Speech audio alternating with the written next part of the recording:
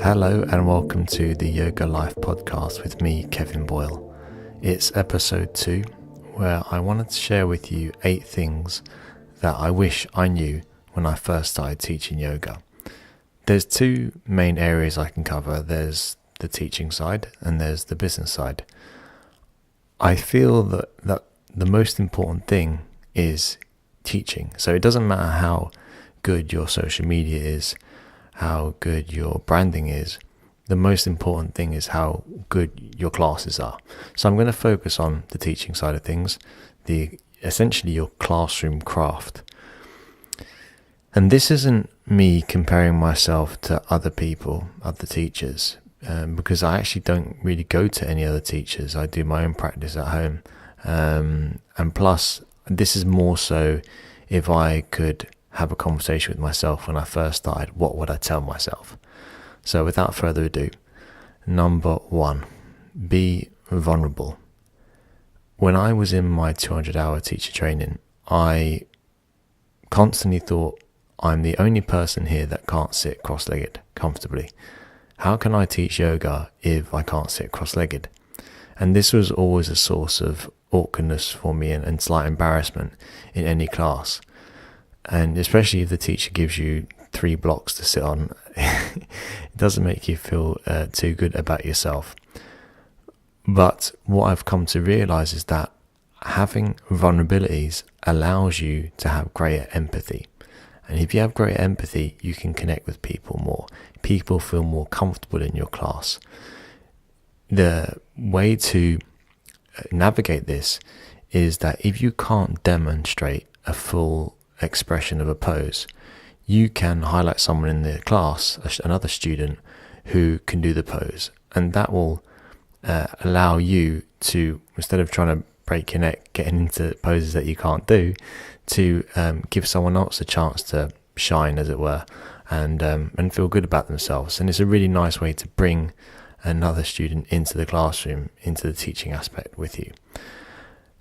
Acknowledge when you've messed up. Laugh it off and make sure you correct this. So if you are mixing up your left and your rights, accept that you've made a mistake, let your ego subside and give your students the class they deserve, which is a balanced one. Often you'll see teachers who will make a mistake and just try and brush it over because they don't want to admit that they've done something wrong. And the students can see through this. So this is something that you have to be honest with yourself, and if anything, it makes you more human, more vulnerable. Number 2, practice every day. If you teach every day, you should practice every day. It doesn't have to be a 90-minute vinyasa class or even asana. It could be 1 or 2 poses, or it could be sequences, or if it's nothing physical at all, it could be reading philosophy, breathing techniques, meditating. But essentially, practice what you preach. Embody your yoga so that when people meet you, they know, okay, this person practices on the regular. For me, there's nothing more satisfying in a class if I'm the student and the teacher will say something like, oh, I was trying this yesterday and this is what I found. Maybe try this too and see what you think. It makes it way more real because you know they're not just a teacher, they're a practitioner as well, a regular practitioner. Number 3, include everyone. Look after the beginners. If you see some geezer at the back of the class who can't sit cross-legged comfortably, look after him. That was me once, and still is sometimes, depending on how my hips are feeling early in the morning. The biggest need for yoga is for beginners. If you learn how to teach beginners child's pose, for example, the same principles can be applied to teach an intermediate class crow. The systematic approach of teaching should be the same no matter what the posture. So teach beginners, look after the newbies. Number 4, be a host and create an experience. Improvise. If people wanted to come to a class and just look at someone making shapes, then they could quite easily switch on a YouTube video. Make sure that you create an experience for the students. So pretend like you're holding a dinner party and you're the host, and the people that are coming are your guests. If that was the situation, you'd have soft music playing, you'd have soothing lighting, yummy smells like essential oils or incense, and all of these factors should be the same when students come into your room. You're the host, so be the host or the hostess with the most S. Make sure that people have a memorable, fond experience for that hour. Like little things like the sense of smell can't be overlooked. Studies have shown, I'm not going to reference any particular specific studies, but studies have shown that the sense of smell is closely linked with memory, probably more so than any other senses. So things like when people smell lemongrass or peppermint or whatever you're brewing, that will tell them, okay, as soon as they walk in the room without even seeing you or hearing the music, that smell tells them they can switch off and it's time for yoga. With this, I think this is so vitally important, being a good host. I want to add on to this actually. Wait at the door for everyone. Forget your warm-up or what's happening on your phone. Even if you're just fixing your playlist, greet everyone at the door. Be available for people to chat to after the class as well. So at the start, you've given everyone individual attention, which is fine. So everyone's been acknowledged, they know that they're welcome. Now it's okay at the end of the class for people to take you to one side and have a bit one-on-one coaching with you. Number 5, encourage everyone. Use positive language and be aware when you don't do this. For example, it can be little things like, instead of saying, don't let your knee touch the floor, you could say, hover your knee an inch off the floor.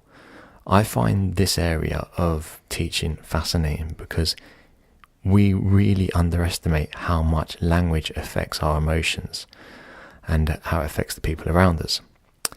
Number 6, touch people, which sounds a bit dodgy, but what I mean is adjust people only if they need it. So if they don't need it, then don't do it for the sake of it.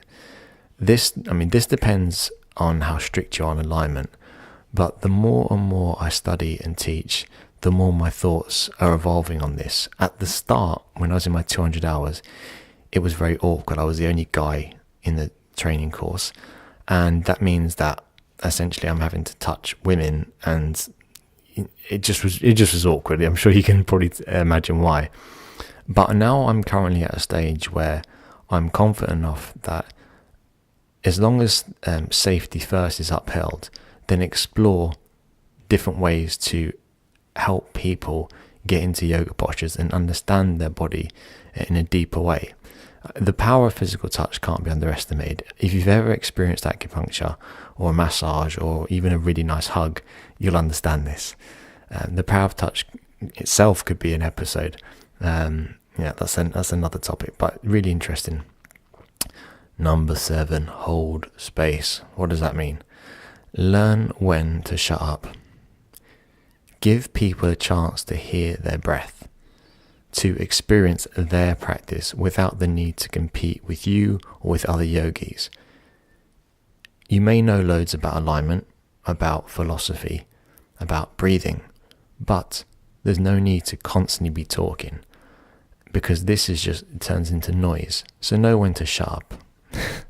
Please. Number 8, be open to change and growth